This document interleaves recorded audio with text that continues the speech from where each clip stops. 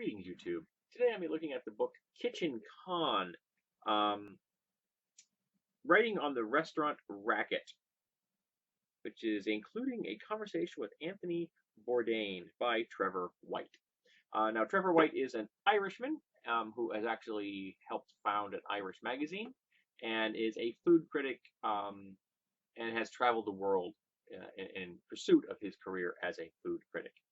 Now, I purchased this book um, for a couple of reasons. One is like it was the back in a little blurb here. A Barnes and Noble discovered great new writers program pick. Okay, that sounds good. The front blurb, which is about it's the restaurant racket.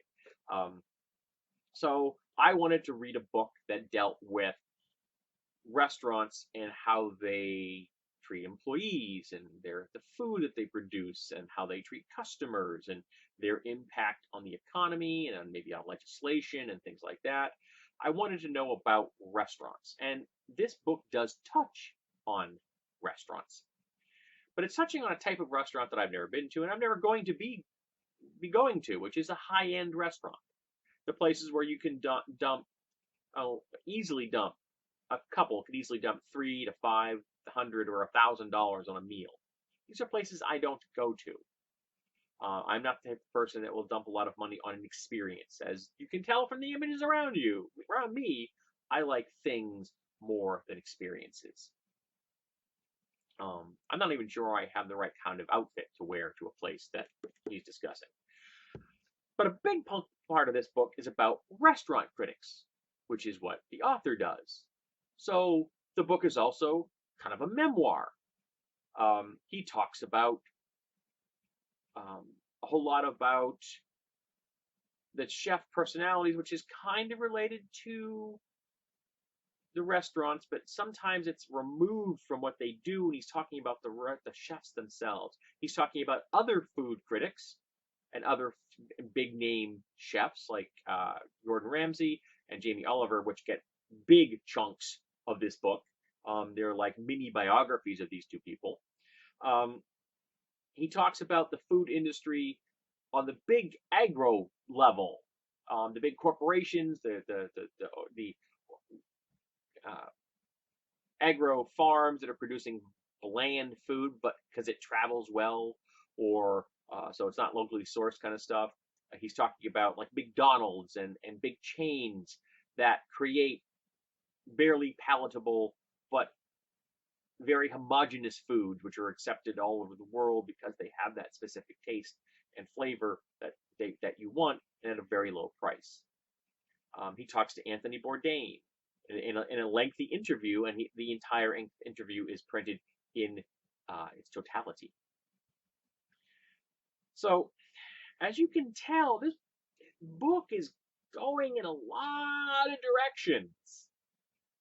And I think that is to its detriment, because in the passages where he really narrows things down and he talks about something in a very specific manner, his writing style shines. But every time he's like, generalizations, generalizations.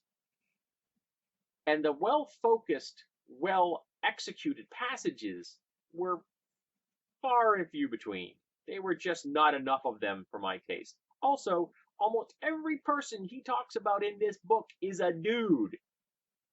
I think he may have mentioned one chef that isn't a guy. I think he mentioned 2 people in the restaurant critic business that weren't men. So this is heavily slanted towards men, which I also found annoying. Because even if the industry itself is, you could take the effort to spotlight someone that isn't, to bring attention to it, and maybe help change the overall narrative so that the world may become seen as being more accepting to women food critics and women chefs and women restaurant owners, what have you. So we'll end up with more of them, because diversity is a good thing.